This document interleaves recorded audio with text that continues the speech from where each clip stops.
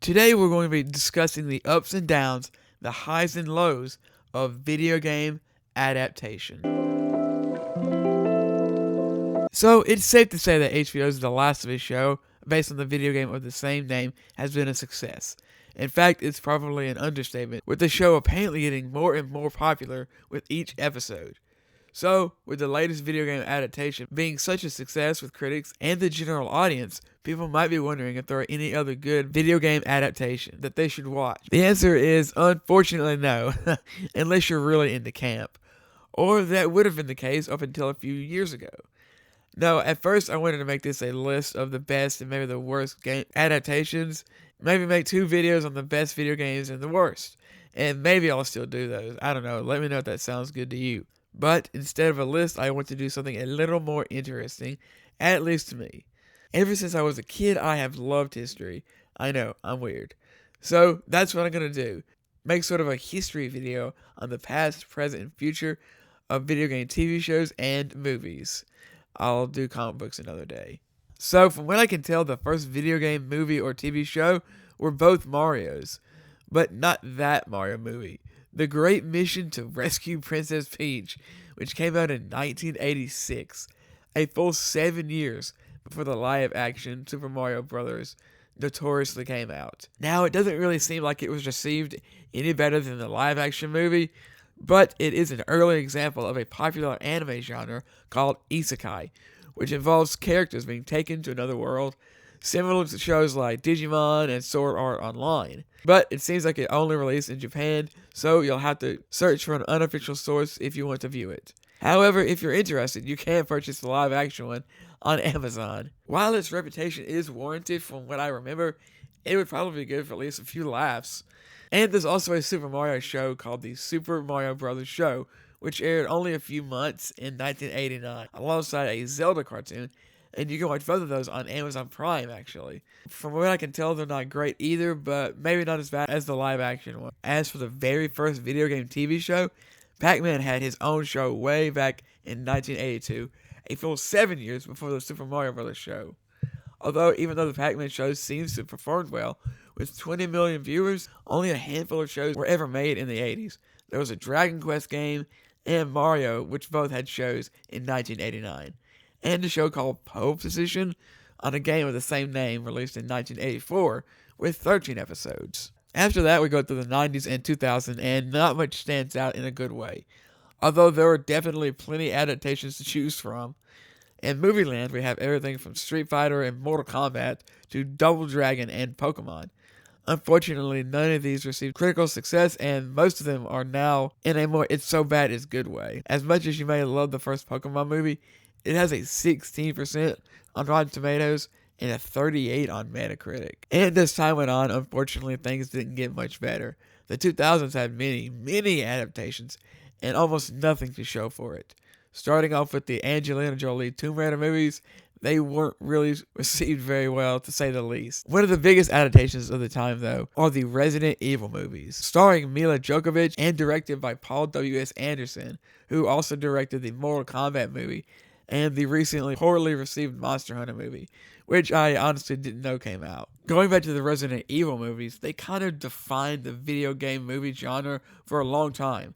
The campy, action-heavy movies had little to do with the video game that it was based on. Resident Evil is, for the most part, a slow, atmospheric horror game, and that is definitely not what the movies are. While the movies certainly have their fans, it would be nice to see something a little more faithful for fans of the game. While the Resident Evil movies were steadily releasing until 2016, many more video game movies, mostly poorly received, popped up.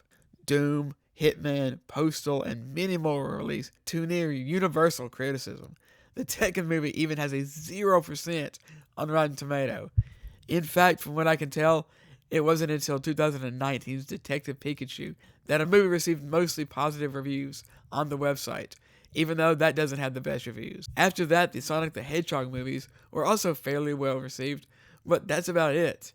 In the future, there are plenty of upcoming movies that have the potential to be great, including a Ghost of Tsushima film, as well as a Metal Gear movie, and many more. So hopefully, if the trend continues, video game movies will only get better and better, although many of the upcoming movies have unknown release dates.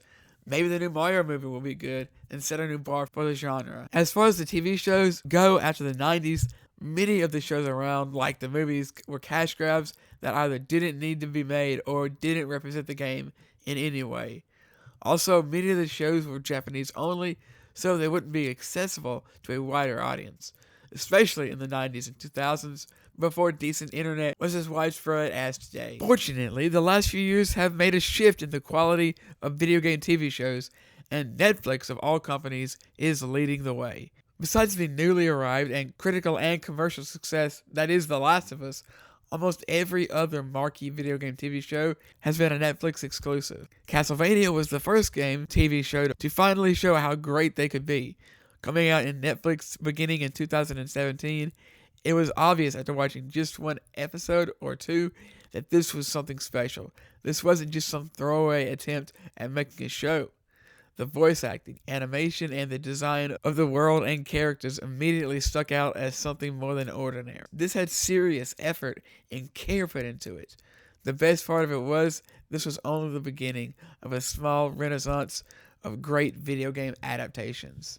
The next show of note was Arcane, another Netflix show, this time based on the League of Legends IP.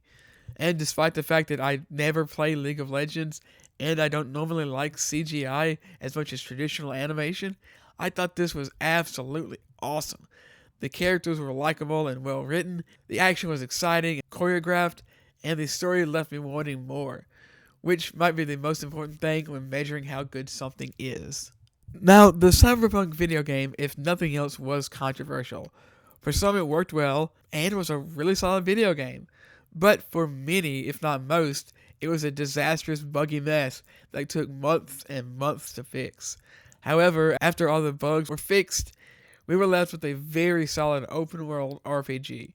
The universe of Cyberpunk is a very interesting one, and that works not only in games, but in anime as well.